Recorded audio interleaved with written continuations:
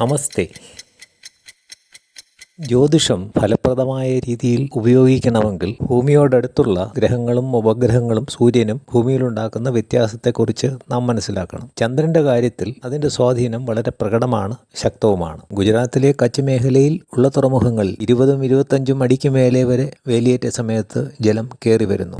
60%-80% ശരീരത്തിൽ ജലാംശമുള്ള മനുഷ്യനെ എത്ര സ്വാധീനം ചെലുത്തും എന്ന് ഊഹിക്കാവുന്നതേ ഉള്ളൂ. അതുപോലെ തന്നെ അമാവാസി നാളുകളിലും മനസ്സുമായി ബന്ധപ്പെട്ട ചില അസുഖങ്ങൾ അളവിൽ അധികരിക്കുന്നത് വളരെ കാലമായിട്ട് എല്ലാവർക്കും അറിവുള്ള കാര്യമാണ്. ചന്ദ്രൻ മനസ്സിനെ നല്ല രീതിയിൽ സ്വാധീനിക്കുന്നത് കൊണ്ട് അതിൻ്റെ അവസ്ഥകൾ നോക്കിക്കഴിഞ്ഞാൽ വരാൻ പോകുന്ന മാനസികാവസ്ഥകളെ കുറിച്ചും മറ്റും വ്യക്തമായിട്ട് മനസ്സിലാക്കാൻ പറ്റും. അതനുസരിച്ച് കാര്യങ്ങൾ നീക്കിയാൽ നിങ്ങൾ ഒരു മാസികയിലോ മറ്റോ വാരഫലം നോക്കുമ്പോൾ പോയ ഒരു വാരത്തെയും ഇനി വരാൻ പോകുന്ന ഒരു വാരത്തെയും കൂടെ കാര്യങ്ങൾ നോക്കണം. ഒന്നും അടങ്ങിയ മുറികളല്ലാത്തത് കൊണ്ടും ഒന്നൊന്നിനോട് ചേർന്ന് വരുന്ന തുടർച്ചയായതുകൊണ്ടും കാര്യങ്ങളുടെ ഗതി മനസ്സിലാക്കാൻ ഇത് സഹായിക്കും. അപ്പോൾ അനുഭവത്തിൽ വന്ന കാര്യങ്ങളെക്കുറിച്ച് പോയ വാരത്തിലെ സ്ഥിതിവിശേഷം കൊണ്ട് നമുക്ക് ചന്ദ്രൻ മനസ്സുമായിട്ട് ബന്ധപ്പെട്ട് നിൽക്കുന്നത് കൊണ്ട് അത് ശരിയല്ല എന്നുണ്ടെങ്കിൽ മാനസികമായിട്ടൊരു സുഖക്കുറവുണ്ടാവും.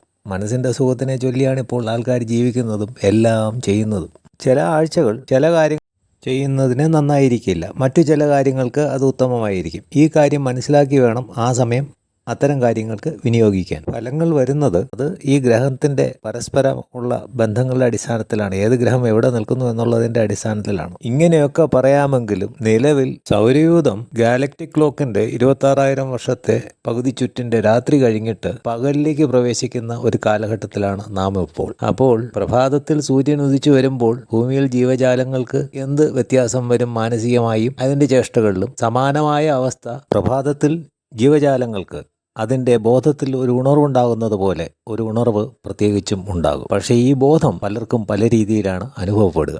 ബോധം തെളിയുന്ന, ബോധമുയരുന്ന ഇത്തരം അവസ്ഥകളിൽ പലരും ആത്മീയമായിട്ട് ഉന്നതി പ്രാപിക്കാം. മറ്റു ചിലരാകട്ടെ ആക്രമണ ഉത്സുകത കൂടിയവരാകാം. ഇക്കാലത്ത് നമ്മളിത് പൊതുവേ കണ്ടുവരുന്നുണ്ട്. ജീവജാലങ്ങളാണെങ്കിൽ അവരുടെ ആവാസവ്യവസ്ഥയിൽ നിന്ന് വിട്ട് കാട്ടിൽ നിന്ന് നാട്ടിലേക്ക് ജീവികൾ കയറി വന്നേക്കാം. ഇതെല്ലാം ഈ കാലത്ത് സംഭവിക്കുന്നുണ്ട്. മറ്റൊരു അപകടം, ഗാലക്റ്റിക് പ്രഭാതസന്ധ്യ ക്രോസ് ചെയ്യുന്ന ഈ അവസരത്തിൽ ഇതിനു മുമ്പേ ഉള്ള കാലഘട്ടങ്ങളിൽ ഇത് വന്ന സമയത്തൊക്കെ തന്നെ വലിയ ദുരന്തങ്ങൾ സോളാർ സിസ്റ്റത്തിൽ സംഭവിച്ചിട്ടുണ്ട്. ഭൂമിയിലുണ്ടായിരുന്ന വലിയ വലിയ സംസ്കാരങ്ങൾ ഈജിപ്ഷ്യനായാലും മായനായാലും മംഗോർവാത്തിലേതായാലും ഒക്കെ നഷ്ടപ്പെട്ടു പോയിട്ടുണ്ട്. ഒന്ന് നോക്കിയാൽ നമ്മൾക്ക് ഈ പറഞ്ഞ കാര്യങ്ങളെല്ലാം തന്നെ വെൽ ഡോക്യുമെന്റഡ് ആയിട്ടുണ്ട്. ഒന്നിനു പിറകെ ഒന്നായിട്ട് അതിശക്തമായ ദുരന്തങ്ങൾ, അളവ് അറ്റ ദുരന്തങ്ങൾ. അത് അമേരിക്കയിൽ ഇപ്പോൾ കത്തിക്കൊണ്ടിരിക്കുന്ന ലോസ് ആഞ്ചൽസിലെ തീപിടുത്തമാകാം, അതല്ലെന്നുണ്ടെങ്കിൽ ഇംഗ്ലണ്ടിൽ വന്ന ആ വലിയ കൊടുങ്കാറ്റാവാം. ആ കൊടുങ്കാറ്റിൻ്റെ അളവ് ഭാരതത്തിലുണ്ടാവുന്ന കൊടുങ്കാറ്റുകളുടെ പല മടങ്ങ് വ്യാപ്തിയുള്ളതാണ്. കാലം തെറ്റിയ കാലാവസ്ഥയും ദേശം തെറ്റിയ കാലാവസ്ഥയും